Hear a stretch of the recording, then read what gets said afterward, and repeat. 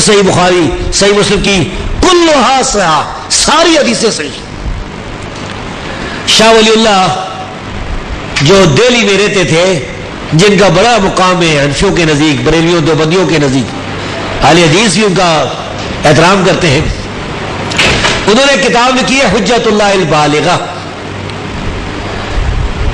بڑے لکھے بھائیوں نے دیکھی ہوگی۔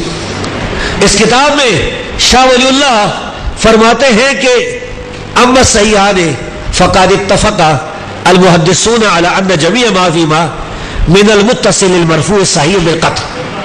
بخاری مسلم کے بارے میں محدثین کا یہ اتفاق ہے کہ ان کی ساری حدیثیں قطعی صحیح ہیں، یقینی صحیح ہیں، وانہما متواترین الی مصنفہما، اور یہ دونوں کتابیں تواتر کے ساتھ اپنے مصنفین سے ثابت ہیں،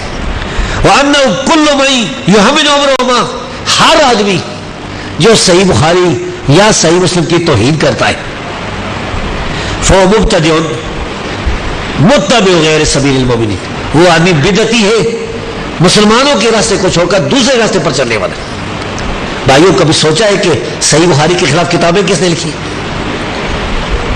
شیعوں نے لکھی، اہل بدعت نے لکھی۔ ہندوستان میں ایک مولوی تھا، اس نے کتاب لکھی کتاب الجرح علی البخاری، اس کا نام تھا عمر عبد الکریم، اپنے آپ کو حنفی کہتا تھا۔ اس کا جواب لکھا تھا مولانا ابو القاسم نے، اس کا نام تھا الکوثر الجاری، میرے پاس وہ ہے الکوثر الجاری فی جواب الجرح علی البخاری۔ جب بھی صحیح بخاری پر کسی نے حملہ کیا یا صحیح مسلم پر، تو حدیث کا دفاع کرنے والے اس کے مقابلے میں آئے۔ اللہ رب العزت نے انہیں توفیق بخشی،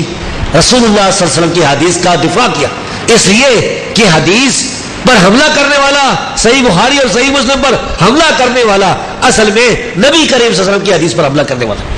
اور میں یہ بات سمجھایا کرتا ہوں اپنے ساتھیوں کو، اپنے شاگردوں کو کہ بھائیو صحیح بخاری جتنی، یہ ساری صحیح بخاری پڑھ لیں، اس میں کوئی ایسی حدیث نہیں نبی کریم صلی اللہ علیہ وسلم کی جو صرف اور صرف امام بخاری نے بیان کیا۔ یہی حدیثیں امام بخاری سے پہلے بھی حدیث کے امام بیان کرتے تھے، جب امام بخاری پیدا نہیں ہوئے تھے نا، وہ حدیثیں دنیا میں موجود تھی، انہیں بیان کرنے والے محدثین موجود تھے۔ امام بخاری کے زمانے میں بے شمار محدثین ان حدیثوں کو بیان کرتے تھے، امام بخاری کی وفات کے بعد بھی بیان کرتے تھے، ہر دور میں یہ حدیثیں بیان ہوئی۔ یہ پہلی حدیث ہی جو صحیح بخاری کی ہے نا، ایک آدمی نے